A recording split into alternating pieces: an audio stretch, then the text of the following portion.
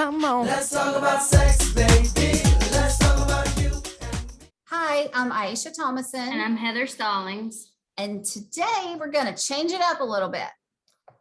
With all the craziness that's going on with COVID, we want to take a break from all the negative this week and let's talk about something more fun. Sex! Let's talk about sex. Let's talk about sex. Let's talk about sex, baby. Yes, today we're going to talk about sex in long-term care facilities. And luckily, Ayesha's an expert. Expert.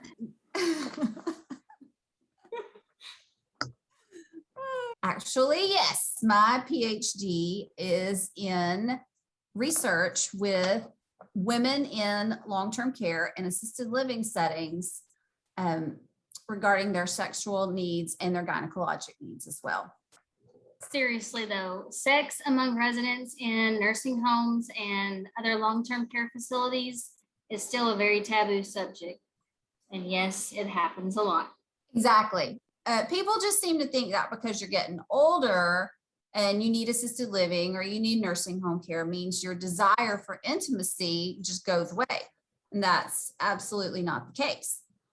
Maybe you physically can't do the same things that you used to do, but the desire is still there. And that's one thing that I did find in my research.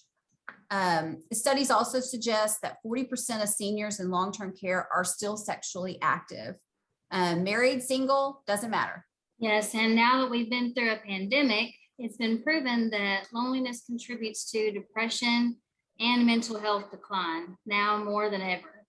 And more residents are seeking comfort of intimacy in some level and forming romantic relationships to combat these feelings of isolation, which is a good thing. Yeah. And then, very often nursing home staff struggle with some of this. They have some negative attitudes possibly towards seniors and their sexuality. And even like if residents have outbursts of, sexual acts. Now, some of it can be behaviors with dementia, and we have to make sure that that our nurse practitioners are helping with some of this and ruling out dementia versus just true natural sexuality. But no one likes to think of their grandmother getting it on or anything.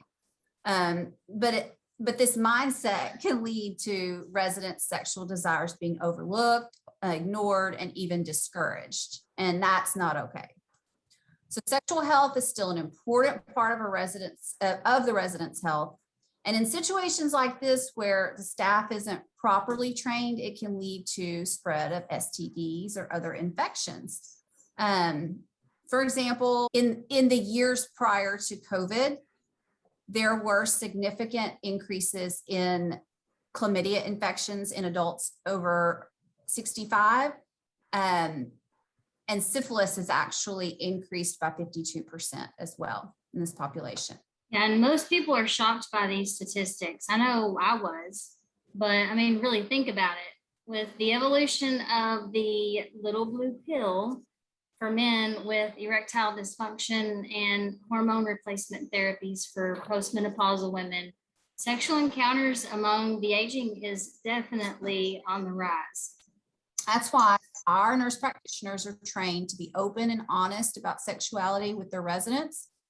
Nursing homes need to nurture this as well. We also can provide education to caregivers as well as the staff in some of these facilities. Aside from openly discussing sexual activity and protection options, some other examples are providing quiet, private spaces, adopting privacy rules and policies, knocking before you enter, and having an open dialogue about the risks and make sure the residents get proper testing. Yes, so it may be hard to have that conversation with your mom, dad, grandma, grandpa, but it is a very important one. Our jobs and the jobs of nursing staff is to keep your loved one happy and healthy. So go ahead and have that talk, the talk that we didn't like to have as kids, and make sure your loved one gets the protection and care they deserve and let them live their lives to the fullest.